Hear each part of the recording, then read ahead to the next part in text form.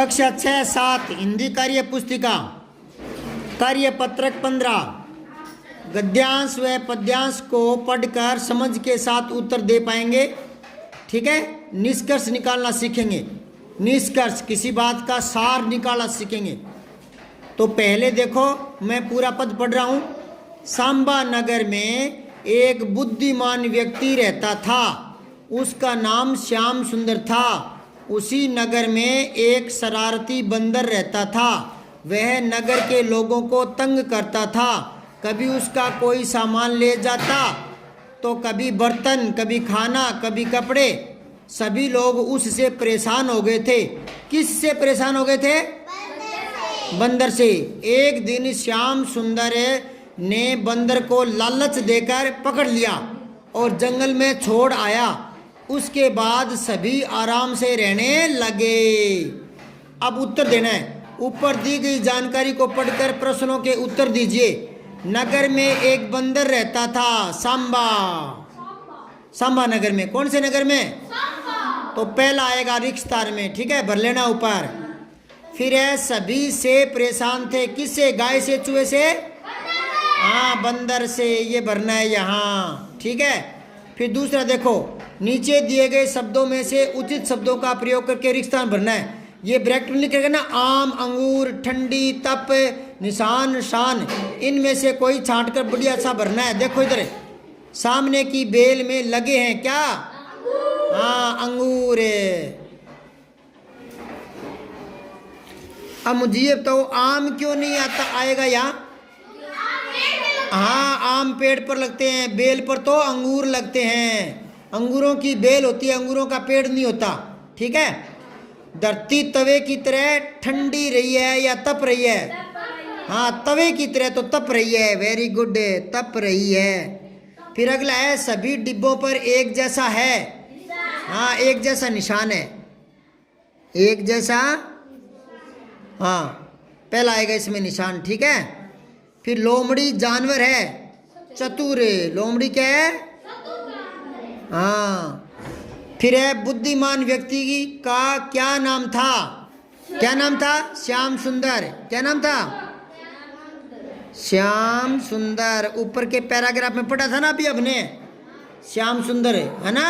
बुद्धिमान व्यक्ति रहता था, श्याम सुंदर। याद आ गया ना। अब दूसरा देखो आगे, श्याम सुंदर ने बंदर को कैसे पकड़ा? लालच देकर। लालच देकर पकड़ा, समझ गए। सभी आराम से कब रहने लगे? जब बंदर को जंगल में छोड़ आए। लिखो, जब बंदर को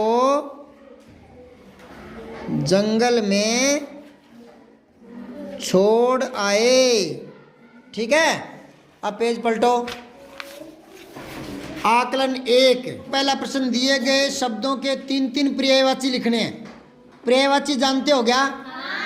क्या होते हैं पर्यायवाची? हाँ, एक शब्द के कई नाम। जैसे ये धरती, धरा, भूमि, पृथ्वी है ना, ऐसे ही। तो यहाँ आपको लिखने हैं सुमन। किसको कहते हैं सुमन? फूल को। तो एक तो लिख दो फूल, एक लिख दो प्रसून, हाँ, एक लिख दो कुसुम। मैं बोल रहा हूँ वैसे लिखना। फूल में फू बड़ा लगा लेना, प्रसून में पै के पैर में रह और बड़ा सू ने प्रसून।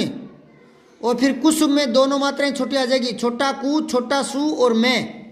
दोबारा बोल रहा हूँ, फूल लिख लिया, प्रसून पै के पैर में रह और बड़ा सू और ने प्रसून। फिर कुसुम, छोटा कू, छोटा सू और मैं कुसुम लिख लिया। अब अगला देखो, सूर्य। किसको बोलते हैं? सूरज को। हाँ, एक तो लिखो सूरज। सूरज में सू बड़ा लगा लेना, सूरज में सू। हाँ, एक रवि, रवि में वी छोटा, रवि में वी छोटा। एक लिखो दिनकर।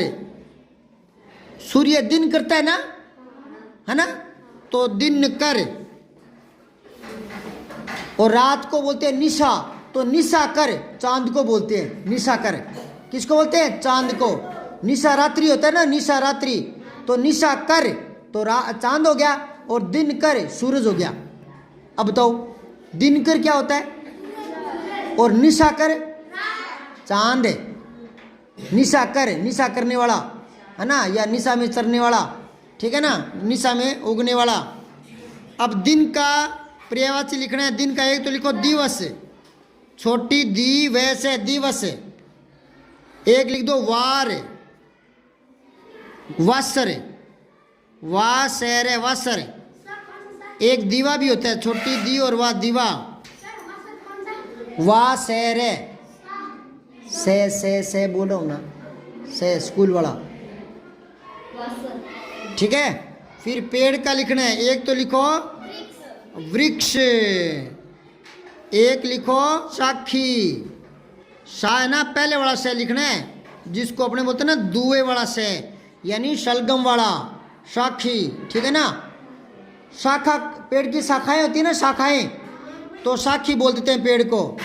एक बोलते हैं विटप, छोटी वी और टे टमाटर और पे विटप, विटप पेड़ को बोलते हैं, ठीक है। अब आओ दूसरा, सही विकल्प द्वारा रिक्त स्थान भरो। तो कमरे में अच्छाई अच्छी इनमें से भरना है। कमरे में किताबें भरी पड़ी है, हाँ अच्छी किताबें भरी पड़ी है, ठीक है। निशान लगा लो, घर पर भर लेना अच्छी के, ठीक है। फिर आगे है राहुल पेड़ की देखकर दंग रह गया। पेड़ की ऊंचाई, पेड़ की इस ऊंचाई भरना है। फिर लहलहाती फसल देखकर किसान बहुत है खुश था। यूं जच जाएगा क्या, खुशी था, नहीं जचेगा ना, हाँ तो खुश था, यहाँ खुश आएगा, ठीक है। फिर है धीरे धीरे प्रशांत फिर से पढ़ाई में रम गया। पढ़ाई आएगा यहाँ, क्या आएगा, पढ़ाई। फिर तीसरा प्रश्न देखो, दिए गए अशुद्ध शब्दों को शुद्ध करके लिखना है। जो गलत है ना उनको सही करना है। तो पूरे सहकार है, यूँ थोड़ी होता है पुरस्कार, तो इसमें से आधा कर लेना, पूरे सहकार कर लिया गया।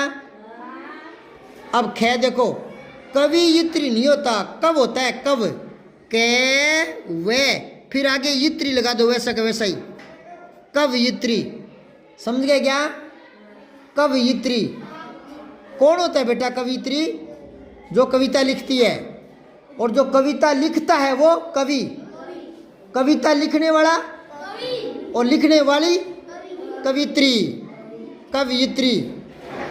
अब अगला है सम्मान। सम्मान थोड़ी होता है, सम्मान होता है, एक में आधा आएगा, से आधा में फिर पूरा मान, सम्मान, ठीक है। ऋषि गलत लिखा हुआ है, ऋषि लिखना आ गया क्या, ऋषि पता है क्या, री ऋषि, अरे हमेशा पढ़ते हैं री ऋषि। री की मात्रा और षटकोण वाला श और छोटी मात्रा ऋषि। बोर्ड पर लिखूंगा या लिख लोगे, बोर्ड पर देखो,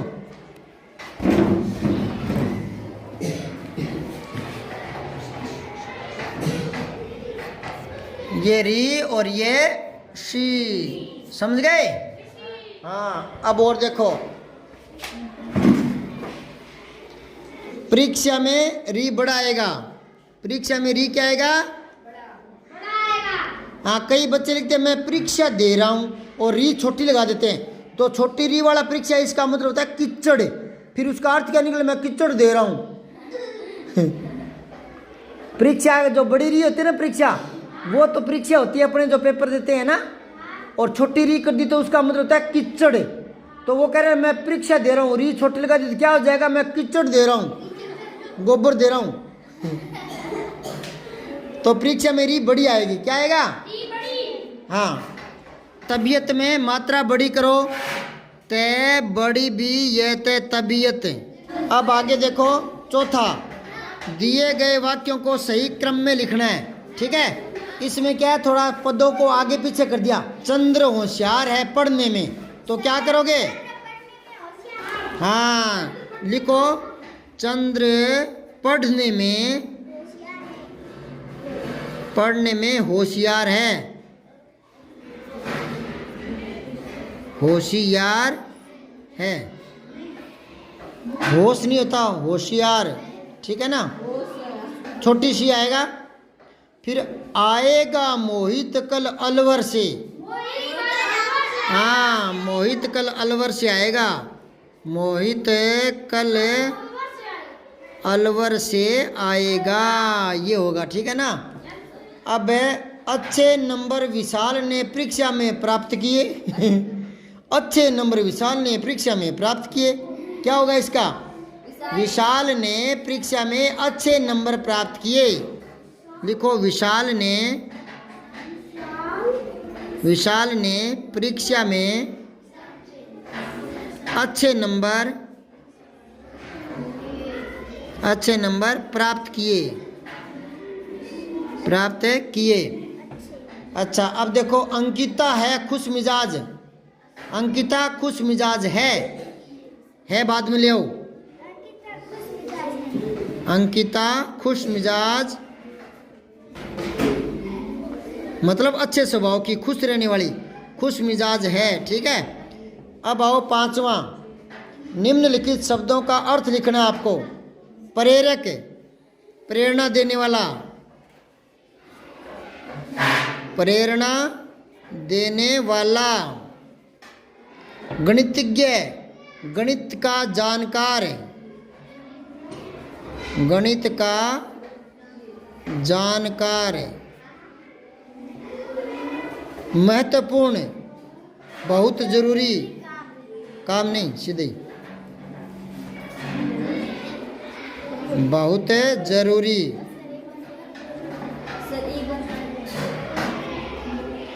अब आगे देखो, आकलन 1 है, आगे और प्रश्न है बेटा। ठीक है। अभी तो ये 5 हुए थे ना, ये छठा प्रश्न आगे ही है। तो इसके लिए पहले पद को पढ़ो, मेरे साथ साथ मन मन में पढ़ते रहना। हमारा भारत देश विश्व का 7वां सबसे बड़ा देश है। इस देश पर प्रकृति ने अपना भरपूर प्रेम और सौंदर्य लुटाया है। उत्तर में महान हिमालय जैसा विश्व का सबसे ऊंचा पर्वत खड़ा है, तो दक्षिण में सागर इसके पैर धोता है। इसके अलावा जंगल, पठार, मरुस्थल, कछारी भूमि, सुंदर घाटियाँ आदि सभी कुछ भारत की शान है। अतः यूं कह सकते हैं कि भारत अपनी भौगोलिक विशेषताओं के आधार पर संसार में सबसे अनूठा देश है और हम इस अनूठे देश के वासी हैं। अब देखो यहाँ भरो, भारत विश्व का बड़ा देश है, इसके आधार पर तो 7वां ही। विश्व का सबसे ऊंचा पर्वत कौन सा बताया इसमें? हिमालय। फिर है, भारत को अनूठा देश माना है भौगोलिक आधार पर। किस आधार पर? फिर है, विश्व का समानार्थी नहीं है, जो है वो छांटो। विश्व संसार को कहते हैं, विश्व दुनिया को कहते हैं, विश्व जगत को कहते हैं। भारत अलग हो गया। ठीक है। फिर 10वां है, गद्यांश के आधार पर भारत की विशेषता लिखो। ये ऊपर पड़ी। एक तो यहाँ सुंदर सुंदर घाटियाँ हैं, मरुस्थल है, कछारी भूमि है, सुंदर घाटियाँ है ना, और उत्तर में हिमालय पर्वत है और दक्षिण में सागर है ना। ये लिखना है, यहाँ लिख लोगे? कल चेक करूँगा।